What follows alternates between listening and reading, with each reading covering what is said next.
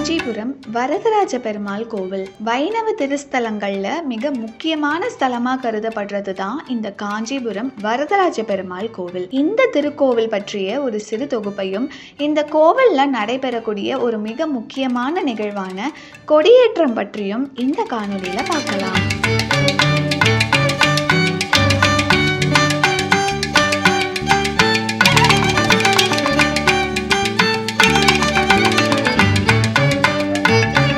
காஞ்சிபுரம் வரதராஜ பெருமாள் கோவில்ல இருக்கக்கூடிய 350 கல்வெட்டுகளின் படி சோழர்கள், பாண்டியர்கள், பல்லவர்கள், சேரர்கள், விஜயநகர பேரரசர்கள் அப்படின்னு பல்வேறு காலகட்டங்களில் பல்வேறு அரசர்களால் இந்த கோவில் உருவாக்கப்பட்டு விரிவாக்கமும் செய்யப்பட்டிருக்கு.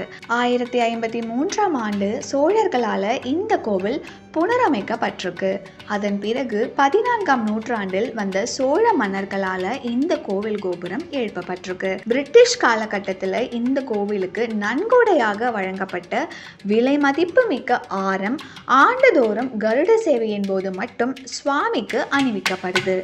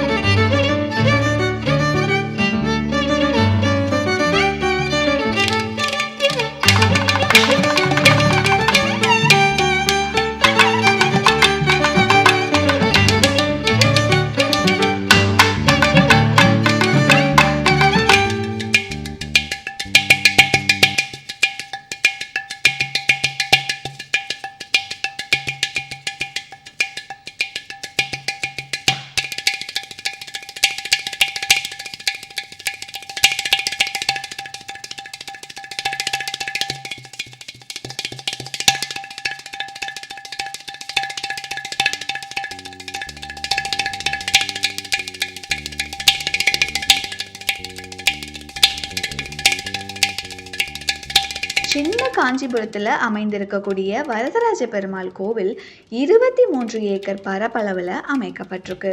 சிற்ப வேலைப்பாடுகள், அழகிய தூண்கள் ஆகியவை இந்த கோவிலுடைய தனிச்சிறப்பு அப்படின்னே சொல்லலாம். ஆழ்வார் பிரகாரம், மடப்பள்ளி பிரகாரம், திருமலை பிரகாரம் அப்படின்னு இந்த கோவில் 3 நிலை பிரகாரங்களை கொண்டிருக்கு.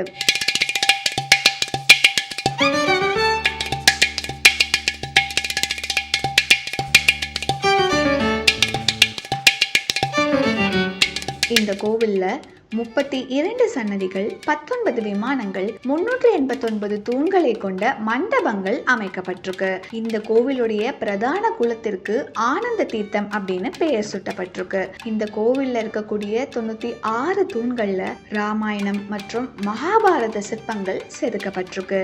ரதி, மன்மதன், லக்ஷ்மி நரசிம்மர், லக்ஷ்மி நாராயணர், லக்ஷ்மி வராகர், லக்ஷ்மி ஹயக்ரீவர் ஆகிய சிற்பங்கள் மிக குறிப்பிட வேண்டிய சிற்பங்கள் அப்படின்னு சொல்லலாம்.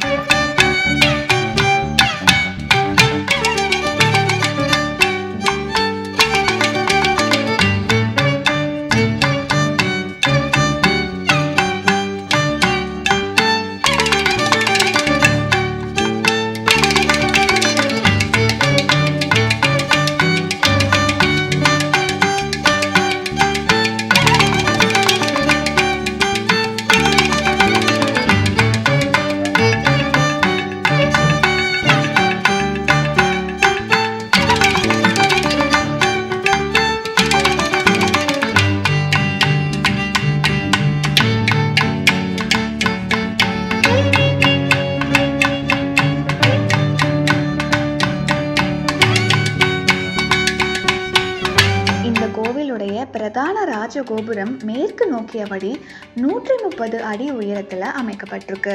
மொத்தம் 7 நிலை கோபுரங்களை கொண்ட இந்த கோவில்ல சித்ரா பௌர்ணமிக்கு பிறகு வரும் 15வது நாளில் சூரிய ஒளி மூலவர் மீது படும் அப்படின்னு கூறப்படுது.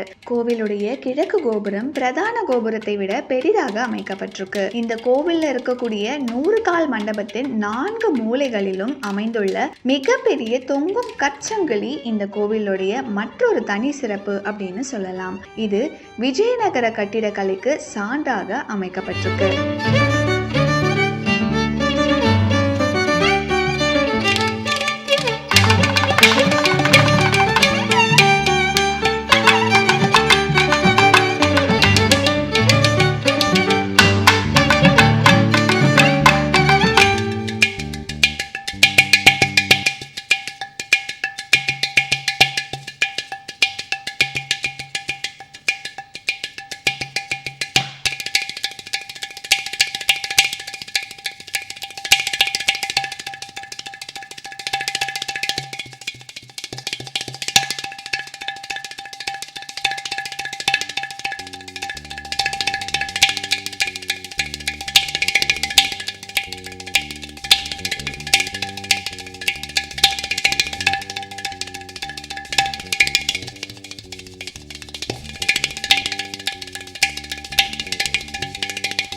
மூலஸ்தானத்திற்கு மேல அமைந்திருக்கக்கூடிய விமானத்திற்கு புண்ணிய கோடி விமானம் அப்படின்னு பெயர் சூட்டப்பட்டிருக்கு. பெருந்தேவி தாயார் சன்னதி கல்யாண கோடி விமானத்திற்கு கீழ் அமைக்கப்பட்டிருக்கு. மூலஸ்தானத்தில் தேவராஜ பெருமாள் 10 அடியில் நின்ற கோலத்தில் காட்சியளிக்கிறாரு. மூலஸ்தானத்திற்கு அருகில் தான் நரசிம்மர் சன்னதி அமைக்கப்பட்டிருக்கு. 2ஆம் பிரகாரத்தில் மலையாள நாச்சியார், ஆழ்வார்கள், ராமானுஜர் போன்ற சன்னதிகள் அமைக்கப்பட்டிருக்கு. மிக அரிதாக 12 திருக்கரங்கள் சக்கரத்தாழ்வார் காட்சி தராரு. அவருக்கு பின்னால் அமைக்கப்பட்டுள்ள சக்கரத்துல சக்கரத்தாழ்வாருடைய பல்வேறு வடிவங்கள் அமைக்கப்பட்டிருக்கு. 12 ஆழ்வார்களும் தரிசித்த ஸ்தலம் திருமங்கை ஆழ்வார் 4 பாசுரங்களிலும், பூதத்தாழ்வார் 2 பாசுரங்களிலும், பேயாழ்வார் 1 பாசுரத்திலும் இந்த ஸ்தலத்தை மங்களாசாசனம் செய்துள்ளனர். 12 ஆழ்வார்களும் தரிசித்த ஸ்தலம் திருமங்கை ஆழ்வார் 4 பாசுரங்களிலும், பூதத்தாழ்வார் 2 பாசுரங்களிலும், பேயாழ்வார் 1 பாசுரத்திலும் இந்த ஸ்தலத்தை மங்களாசாசனம் செய்துள்ளனர்.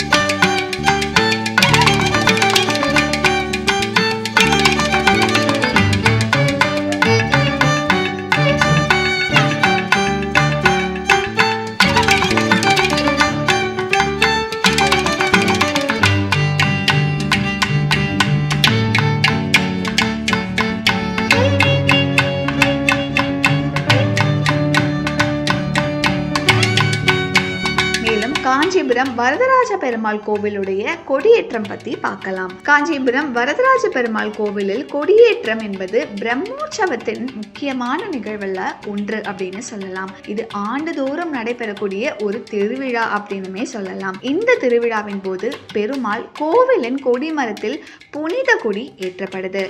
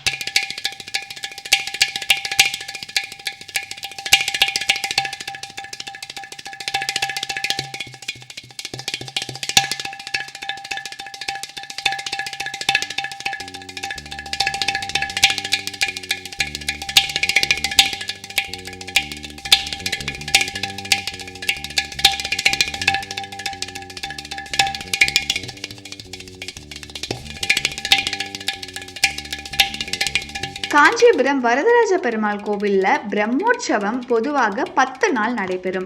இந்த பிரம்மோற்சவத்துல வரதராஜ பெருமாள் பல்வேறு வாகனங்கள்ல எழுந்தருளி 4 ராஜ வீதிகள்ல உலா வருவாரு.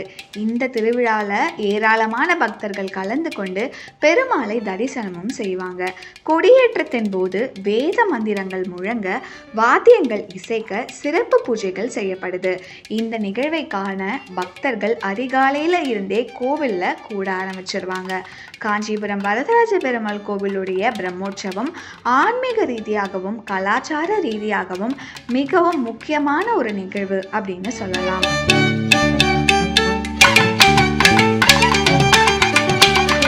இந்த திருவிழால கலந்து கொள்வதன் மூலமாக பக்தர்கள் புண்ணியமும் மன அமைதியும் அடைவதாக நம்பப்படுது.